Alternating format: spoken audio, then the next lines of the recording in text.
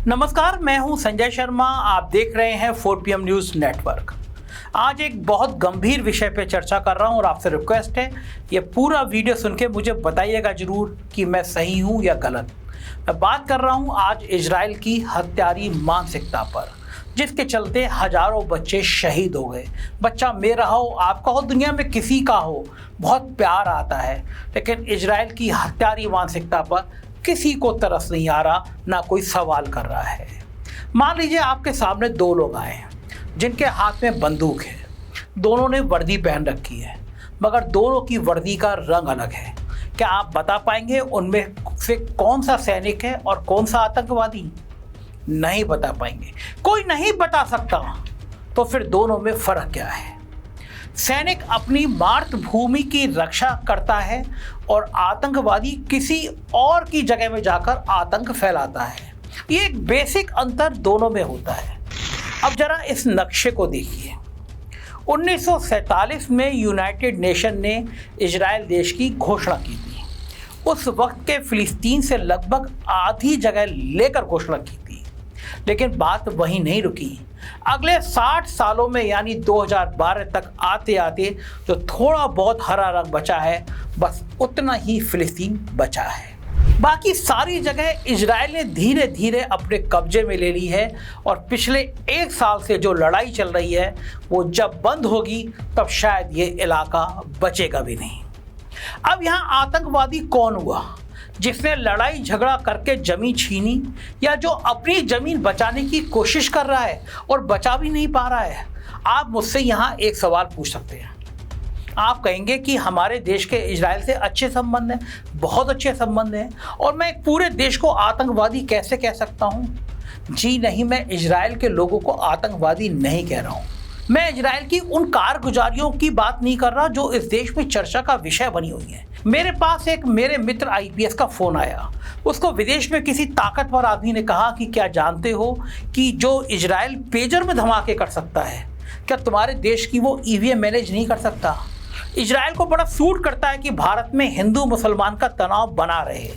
उनका मानना है, मेरा मानना नहीं है, उनके मानना है, उनकी चर्चा है कि भारत में जो EVM में झोल हो रहा है उसके पीछे कहीं ना कहीं इजराइल की टेक्नोलॉजी है। और लॉजिक वो दे रहे हैं कि पेजर में इस्तेमाल हो जाएगा, वॉकी टॉकी में ब्लास्ट हो जाएगा, तो क्या EVM मैनेज नहीं हो पाएगी? खैर, यहाँ पे मैं इजराइल के आतंकवाद की बात कर रहा हूँ।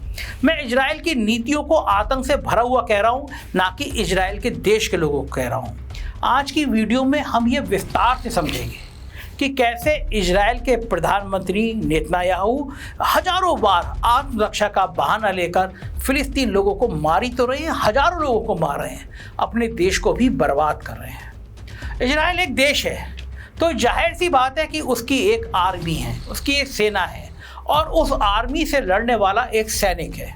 वहीं दूसरी तरफ दुनिया के 193 में से 146 देश फिलिस्तीन को देश मानते हैं। भारत ने तो 1988 में ही फिलिस्तीन को एक देश की तरह मान्यता दे दी थी। पूर्व प्रधानमंत्री अटल बिहारी वाजपेयी तो हमेशा फिलिस्तीन की वकालत करते रहे हैं, वीडियो वायरल है, मगर अमेरिका की वीटो पावर के चलते यूनाइटेड नेशन उसे पूरी तरह देश का दर्जा आज तक नहीं दे पाया। अमेरिका हमेशा इजराइल की मदद के नाम पर ऐसा करता आया है, कुछ ना कुछ खुराफात करता आया है। अब कोई अमेरिका और इजराइल से पूछे कि एक जमीन जहां लाखों लोग रहते हैं, अगर वो देश नहीं है तो क्या है? अब सोचिए, जो देश अमेरिका और इजराइल के चलते सबकी नज़र में देश नहीं बन पा रहा, जिसकी ज़मीन हर रोज़ घट रही है, जिसके लोग हर रोज़ मर मर के ख़त्म हो रहे हैं, जिसके पास ना तो अपनी आर्मी है ना एयरफोर्स, वहीं दूसरी तरफ इजराइल के पास दुनिया के सबसे खतरनाक आधुनिक हथियार हैं। वहाँ अपने लिए हथियार उठाने वाले को अगर आप और मैं सैनिक नहीं बोल सकते, तो कम से कम आतंकवादी भी नहीं बोलना चाहिए। इसलिए आज की वीडियो में हम दोनों तरफ के लोगों को लड़ाका बोलते हैं, क्योंकि जैसे ही मीडिया किसी एक को सैनिक और दूसरे को आतंकवादी बोलती है, तो आम आदमी तबाही और उसके असर को भी काले चश्मे से देखने लग जाता है। जब जब फिलिस्तीन में लोगों के मरने की बात होती है तब तब ये कह दिया जाता है कि इजराइल को आत्मरक्षा का हक है, क्योंकि पिछले साल 7 अक्टूबर को पहला हमला हमास ने किया था। अगर बात की शुरुआत 1 साल पहले से होगी तो जाहिर है हमास के लड़ाकों ने पहले युद्ध छेड़ा, इजराइल के नाचते गाते मासूम लोगों को मारा, बहुत सारे लोगों को बंदी बना लिया। मगर बात की शुरुआत अगर वाकई में शुरुआत से हो तो 1947 से आज तक का नक्शा मैं आपको दिखा चुका हूं, फिर से दिखा देता हूं कि एक नक्शे में कम होता बस रंग नहीं है। ये वो लाखों आदमी, औरत और बच्चे हैं जो इजराइल के हादसों में, इजराइल की हत्यारी मानसिकता के चलते मारे जा चुके हैं। इजराइल के समर्थन में कुछ लोग कहते हैं कि हजारों साल पहले ये सिर्फ यहूदियों का देश था। 2000 साल पहले रोम का साम्राज्य आया और यहूदियों को मारा गया। उसके कुछ 600 साल बाद मुस्लिम लोग आए, यानी 1400 साल बाद उन्होंने भी यहूदियों को मारा या भगा दिया। उसके बाद ओटोमन एम्पायर और 1918 से लेकर 1948 तक ब्रिटिश साम्राज्य, इन हजारों सालों में यहूदी लोग दर बदर भटकते रहे, कई देशों से निकाले गए। हिटलर ने यहूदियों को बहुत बुरे तरीके से मारा। दर्दनाक वक्त को होलोकॉस्ट के नाम से जाना जाता है। करीब 60 लाख यहूदी मार दिए गए। इसमें कोई दो राय नहीं कि यहूदियों ने बहुत कुछ झेला। 100 साल पहले लाखों यहूदी जर्मनी में मारे गए। इस दुख से, पीड़ा से प्यार का भाव निकलना चाहिए था, मगर ऐसा नहीं हुआ। जो कल सताया हुआ था उसकी आने वाली पीढ़ियां आज सताने वाली बन गई हैं। पिछले 1 साल की लड़ाई में 1200 इजरायली मारे गए हैं, मगर फिलिस्तीन पे मरने वालों की संख्या 42,000 है और इनमें से भी 17,000 बच्चे हैं। जरा सोचिए, तस्वीर आपकी दिल को दहला देगी। क्या इन 17,000 बच्चों ने हिटलर के साथ मिलकर यहूदियों को मारा था?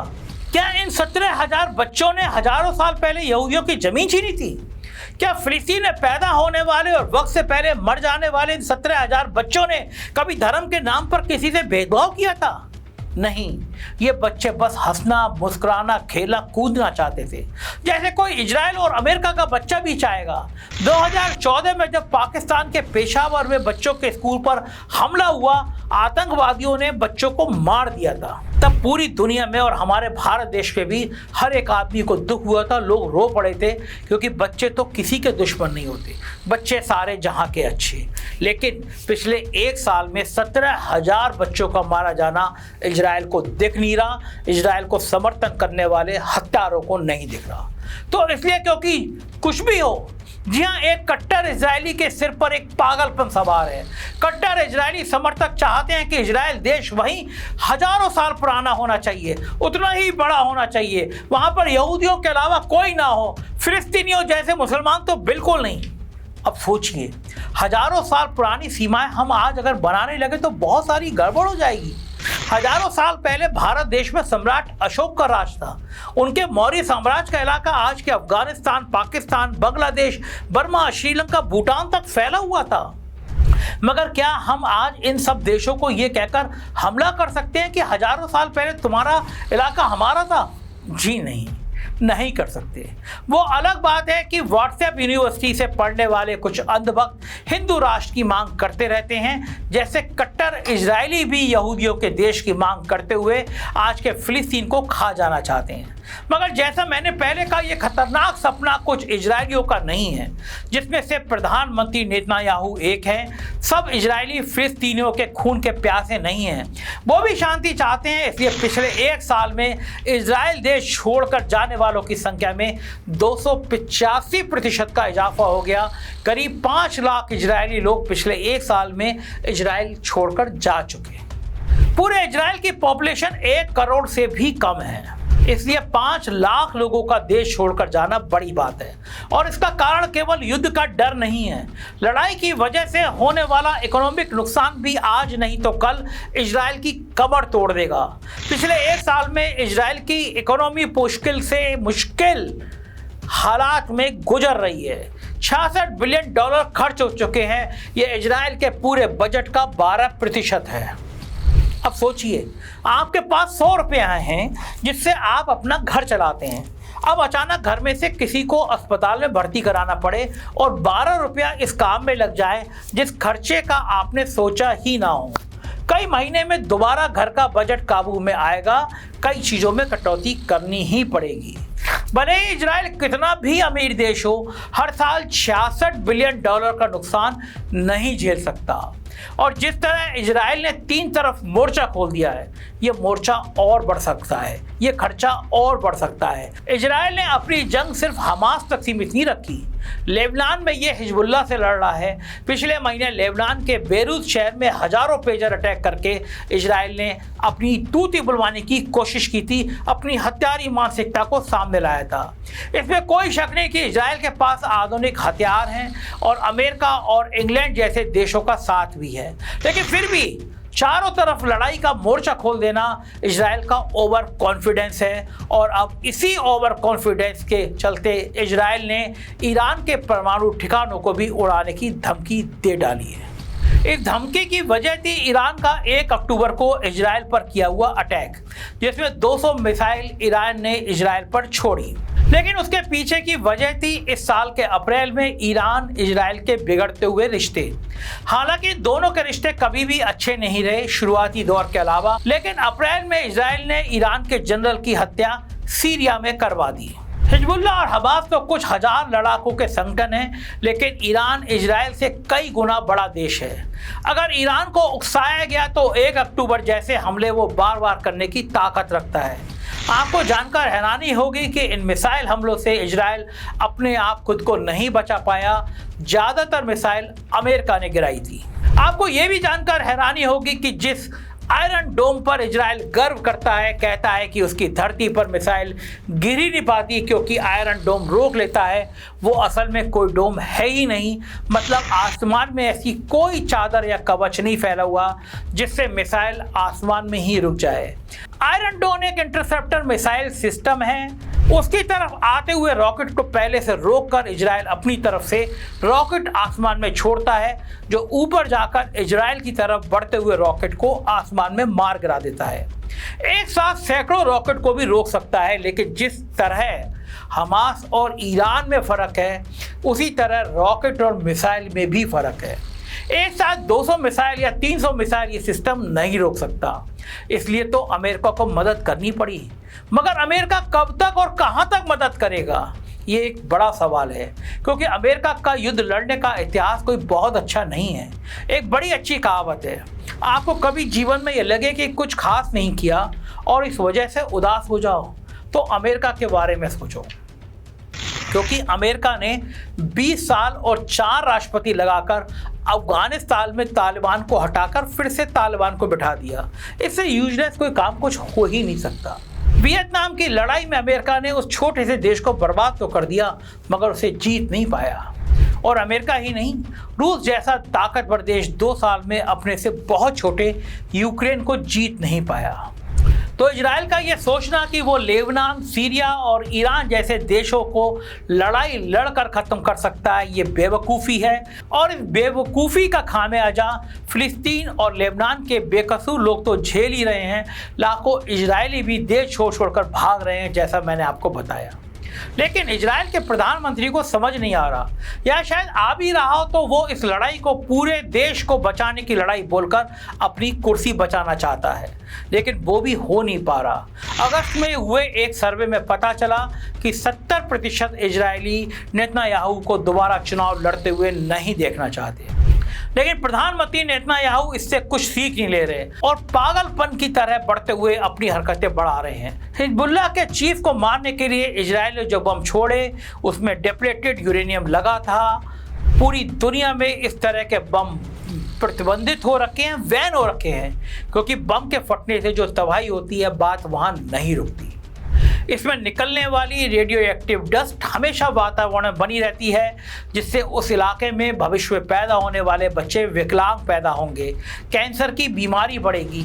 मतलब इजराइल अपने पागलपन में केवल वर्तमान खराब नहीं कर रहा, भविष्य भी तबाह कर रहा है। या फिर एक सवाल उठ सकता है, तो क्या इजराइल हाथ पर हाथ रख के बैठा रहे, कुछ ना करे, हमास, हिजबुल्लाह और ईरान को अपने देश में घुसने दे? देखिए, इस तरह की बड़ी बड़ी भावुक बातें करके ही इजराइल चारों तरफ से इस हो रही इस तबाही को ठीक ठहरा रहा है। वरना जरा आराम से सोचिए, कौन किसके घर में घुसा है? लेबनान के घरों में इजराइल के बम घुसे हैं, फिलिस्तीन के हजारों बच्चों की कब्र अस्पतालों के मलबे के नीचे बन गई है। अगर ईरान जैसे देश को धमकाने की बजाय इजराइल शांति की बात करता, फिलिस्तीनियों को इंसान समझकर उनमें चाहे थोड़ी सी सही अपनी जगह दे देता जिससे वो देश कह सके, तो क्या हालात बेहतर नहीं होते? जरूर होंगे। लेकिन इजराइल तो गाजा पट्टी के भूखे लोगों तक खाना भी नहीं पहुंचने दे रहा। इस वजह से वहां 50,000 बच्चे न्यूट्रिशन की समस्या झेल रहे हैं। इजराइल को ये समझना चाहिए कि दो तरीके का दुश्मन सबसे खतरनाक होता है।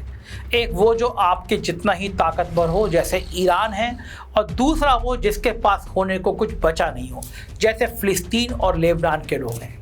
आर पार की लड़ाई में इजराइल ईरान के किसी भी एक हिस्से को ख़त्म कर सकता है, मगर ईरान पूरे इजराइल को ख़त्म कर सकता है, क्योंकि इजराइल ईरान से एरिया में बहुत छोटा है। वहीं हज़ारों फिलिस्तीन तो मर चुके हैं, मगर लाखों अभी भी जिंदा हैं और उनके पास खोने को कुछ नहीं है, तो वो मरते दम तक लड़ सकते हैं। इसलिए इजराइल को समझना चाहिए कि वो बहुत ही नाजुक स्थिति में है।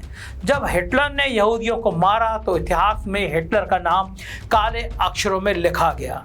आज भी वैसा ही है और यहूदियों के लिए सारी दुनिया में दया का भाव जागा। लेकिन आज इजराइल के कुछ यहूदी खुद हिटलर बन गए हैं और इससे भविष्य में इनके भयानक कारनामों के खिलाफ जो नफरत बढ़ेगी उसका शिकार आने वाली यहूदी पीढ़ियों को होना पड़ेगा। वैसे भी लड़ाई किसी भी समस्या का स्थायी समाधान नहीं है। मारने वाला आदमी किसी भी देश का हो वो खुद सबसे पहले नहीं मरता, सबसे पहले मरते हैं कमज़ोर बेगुनाह बच्चे और औरतें जिन्होंने किसी का कुछ नहीं बिगाड़ा। इसलिए बहुत ज़रूरी है कि हर देश की तरफ से इजराइल फिलिस्तीन की इस लड़ाई को ख़त्म करने की पहल हो, ना कि बढ़ाने की। ये दुनिया तीसरा विश्व युद्ध झेल नहीं पाएगी। इसलिए शांति की उम्मीद के साथ और हर इंसान की खुशियों के लिए प्रार्थना करते हुए मैं आपसे ये अनुरोध करना चाहता हूँ कि आप भी ये कोशिश करिए, आप भी ये बात को लिखिए, आप भी कहिए कि दुनिया में अमन चैन शांति कायम हो। नफरत किसी समस्या का समाधान नहीं होती। मुझे इंतज़ार रहेगा कि मैं सही बोला या गलत बोला, आपकी राय क्या है मुझे ज़रूर बताइएगा। शुक्रिया, थैंक यू।